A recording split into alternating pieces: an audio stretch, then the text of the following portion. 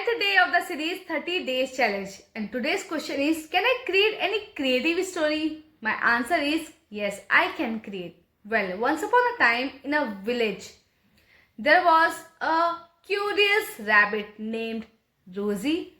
Rosie loved to explore the nearby forest.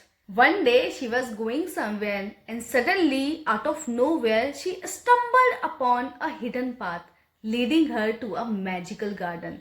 She was quite excited to enter the magical garden. She entered her, and in this garden she saw that the flowers sang song, the trees whispered the story, and everything is sparkled. She was quite excited to know more, and she kept heading towards inside.